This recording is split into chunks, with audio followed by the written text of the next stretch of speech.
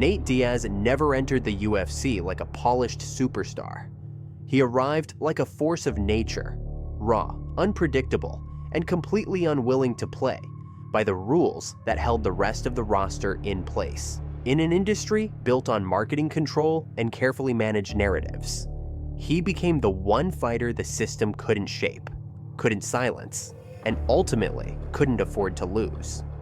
Everything changed the night he shocked the world by submitting Conor McGregor. Overnight, Diaz went from fan favorite to a financial earthquake.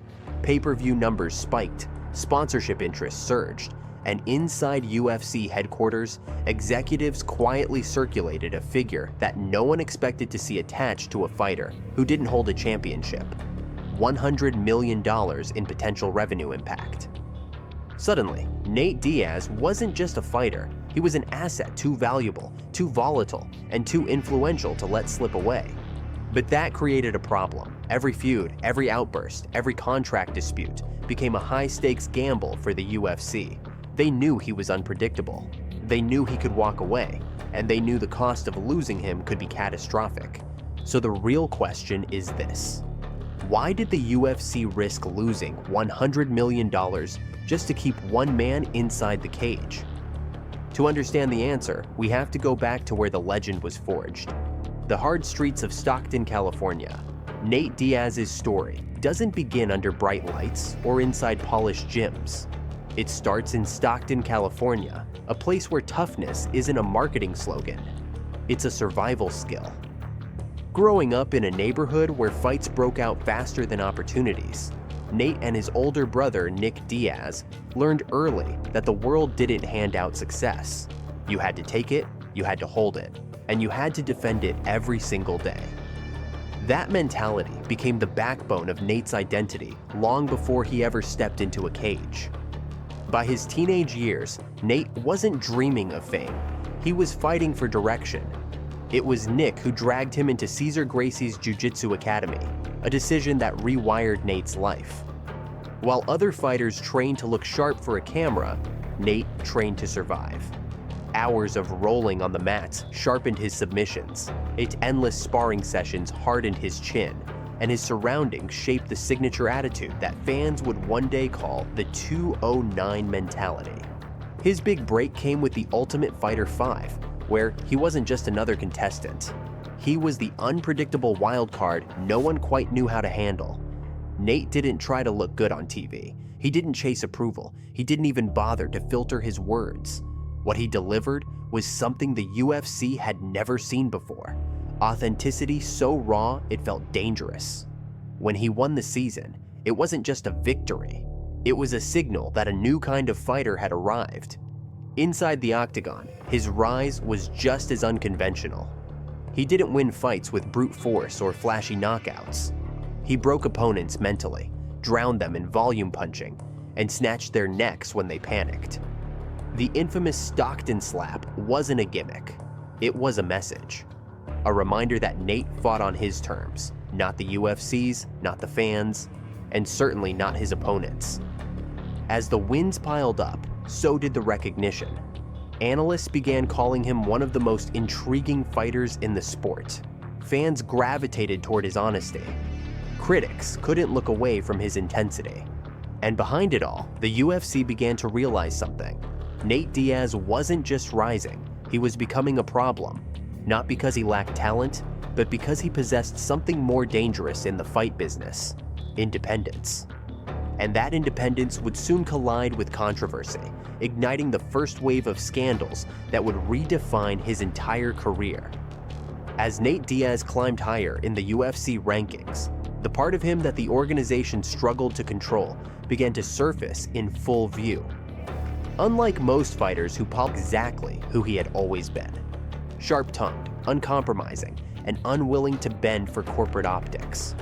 What followed wasn't a series of manufactured controversies. It was a collision between an unapologetically real fighter and a promotion built on carefully managed narratives.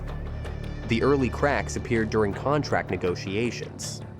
Nate didn't hide his frustration about pay. He didn't speak through managers. He went straight to the public, bluntly questioning why fighters who delivered massive fan interest weren't compensated accordingly. At a time when few dared to challenge UFC leadership, Nate's open defiance was a shockwave. Every time he aired grievances, headlines exploded, fan debates ignited, and the UFC found itself facing uncomfortable questions it preferred to ignore. But the more Nate pushed, the more supporters he gained, because he was saying what many fighters were afraid to say. Then came the flashpoints that placed him at the center of chaos. Heated weigh-ins where he nearly sparked brawls. Moments on live television where he let raw emotion override media polish. Feuds with opponents that spilled far beyond the octagon. None of it was staged. None of it was strategic. It was simply Nate refusing to pretend. And ironically, that authenticity made the controversies hit even harder. When Nate was angry, the world felt it. When he felt disrespected, fans rallied behind him. And when he pushed back against the UFC machine, viewers tuned in. Because unpredictability is entertainment, and Nate Diaz was unpredictability incarnate. Everything changed in 2016 when he faced Conor McGregor on short notice and submitted him in a moment that shattered expectations and shifted the balance of power in the sport. The aftermath was a storm. Nate lit up the media with unfiltered interviews, calling out disrespect, demanding proper pay, and dismissing every attempt to soften his image. The UFC now had a problem unlike any it had encountered. Its newest global superstar refused to play by promotional rules. Nate wasn't asking for approval, he was demanding acknowledgement, and the numbers proved he deserved it. But controversies didn't fade as his fame grew. They intensified. Public disputes over fight purses, last-minute negotiations turning into standoffs, opponents calling him unpredictable, while fans insisted he was the only honest voice in a scripted sport. Even minor incidents became headlines, because with Nate Diaz, the world never knew what would happen next. And in a business driven by attention, that uncertainty made him more valuable and more difficult to control. Yet, behind every headline and every argument lurked something that the UFC rarely admitted aloud. These scandals were profitable. Every outburst fueled fan curiosity. Every feud boosted pay-per-view buys. Every moment of chaos made Nate Diaz a magnet for attention. But if scandals created momentum, money would turn that momentum into something far more dangerous: leverage. Because while the world saw Nate as a fighter challenging authority, the UFC saw something else entirely: a financial engine they couldn't afford to lose. By the time the dust settled from the 2016 upset over Conor McGregor, the UFC could no longer deny what had become obvious. Nate Diaz wasn't just a fighter, he was a business ecosystem. His fights didn't merely draw attention, they reshaped the financial landscape of the organization. Inside boardrooms and behind closed doors, executives circulated numbers that made even the most polished champions look replaceable. And at the center of every projection, every forecast, every spreadsheet, was Nate. His earnings reflected that shift. Before the McGregor rivalry, his fight purses were respectable but modest. Afterward, they transformed. Reports indicated that he cleared 7 figures per bout, not including locker room bonuses, discretionary payouts, or the lucrative cut he earned from pay-per-view points. And those numbers mattered because PPV wasn't just income, it was influence. The rematch with McGregor generated a staggering 1.6 million buys, one of the highest in UFC history. Every time Nate's name appeared on a card, the projections jumped. Investors noticed, sponsors noticed. The UFC definitely noticed. But the real power came from what Nate built outside the cage. His association with cannabis culture, once considered a liability, became a marketing powerhouse. The 420 branding, merchandise drops, partnership opportunities, all of it fed into an image that was too large for the sport to contain. While many fighters tried to craft identities, Nate's identity was already solidified by the streets of Stockton.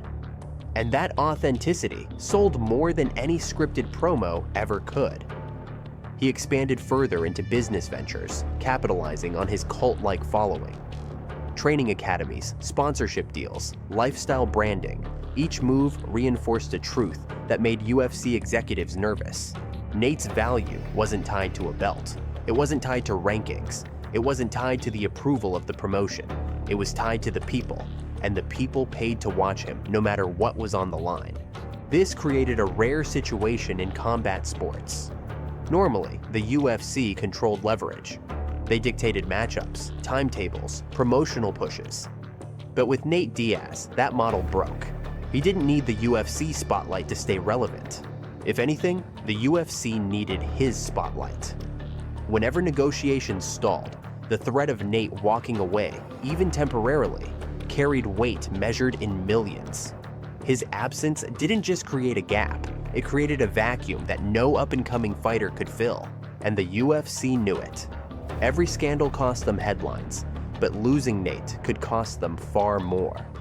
Analysts estimated that his departure during certain peak years could result in a $100 million impact when tallying lost PPV buys, reduced sponsorship leverage, and diminished global engagement.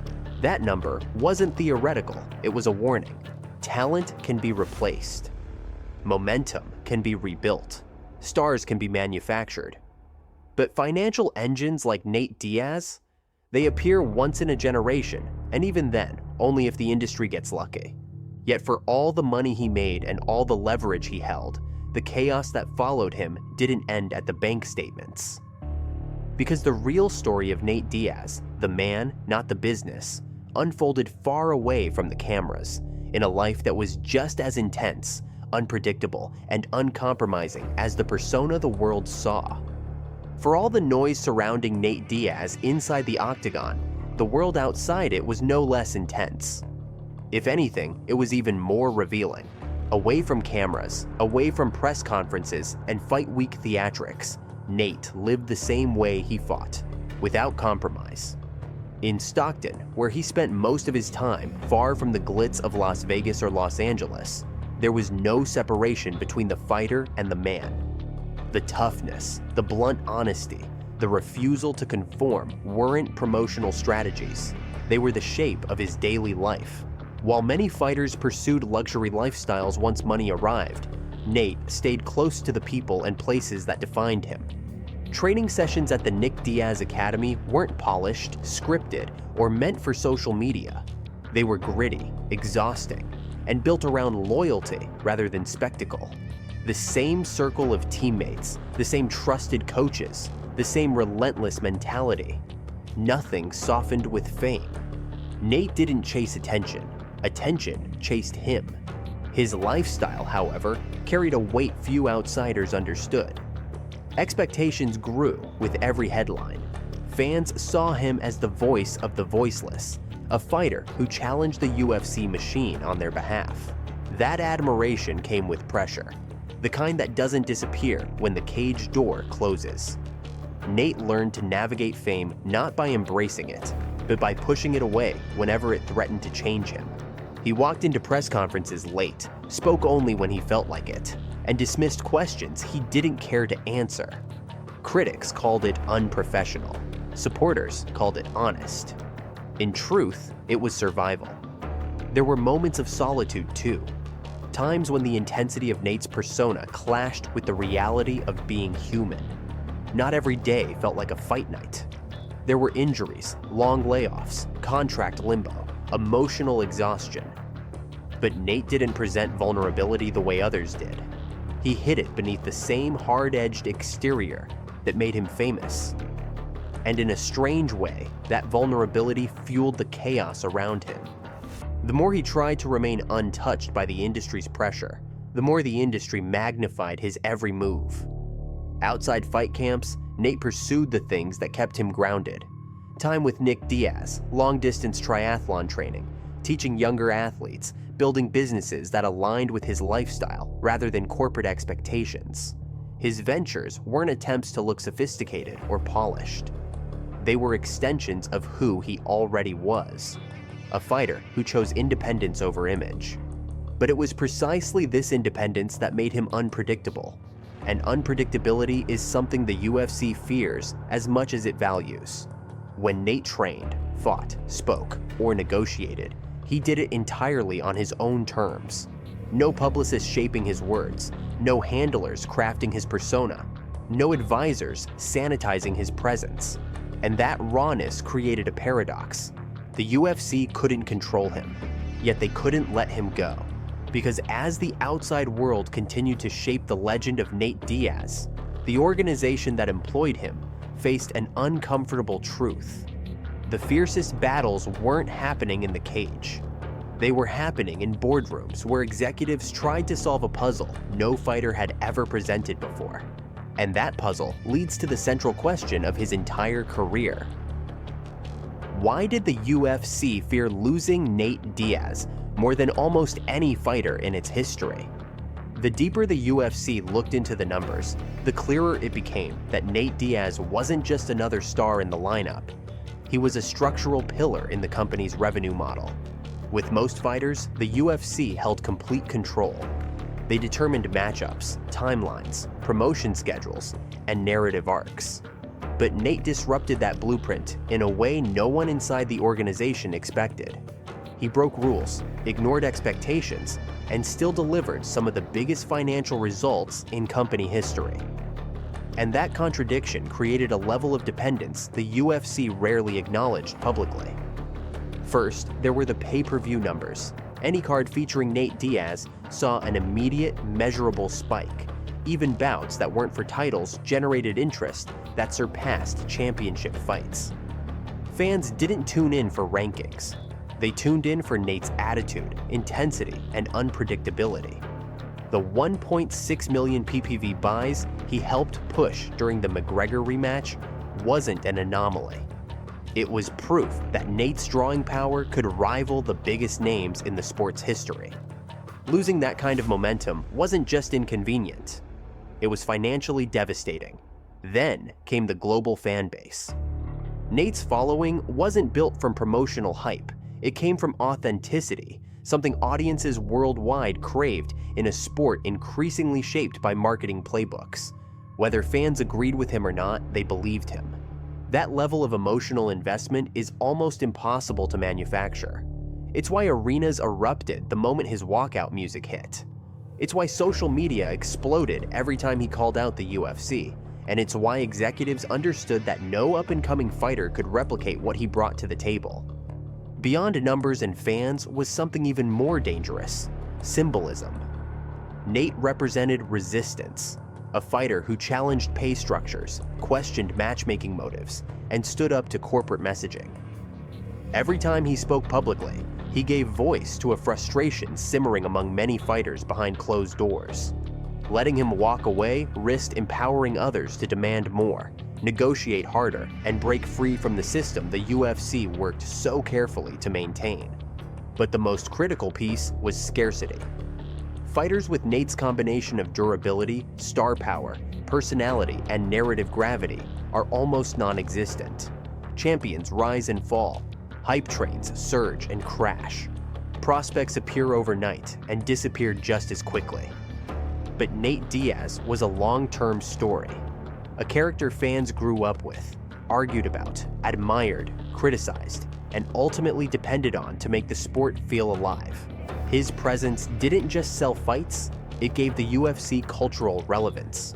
In internal projections, analysts warned that losing Nate during peak years could cost the promotion upward of $100 million in direct and indirect revenue. A figure that wasn't merely speculation, but a financial risk UFC leadership took seriously.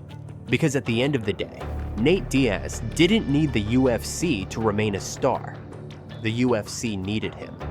And that dependence is what turned a once rowdy kid from Stockton into one of the most irreplaceable and ungovernable figures the organization had ever seen. When the story of Nate Diaz is told years from now, it won't be remembered as the tale of a traditional champion or a carefully sculpted superstar. It will be remembered as the rise of a fighter who reshaped the business without ever chasing the spotlight.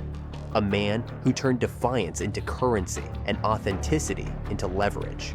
His career became a blueprint that no one could replicate. Not because others lacked talent, but because no one else had the conviction to stand so firmly outside the system and still command an audience that stretched across continents. The UFC built its empire on structure and predictability, yet Nate thrived on chaos. The promotion tried to steer narratives. Nate shattered them. They tried to manage him. He responded by doubling down on being himself. And in that tension, in that push and pull between independence and control, the organization discovered a truth it could never fully admit. Some fighters are too influential to lose, even if they refuse to fit the mold. But as we look at the arc of his journey, one question remains. Was Nate Diaz a product of the UFC? Or was the UFC, in its most profitable moments, a product of him? The answer may depend on who you ask, but what's undeniable is this.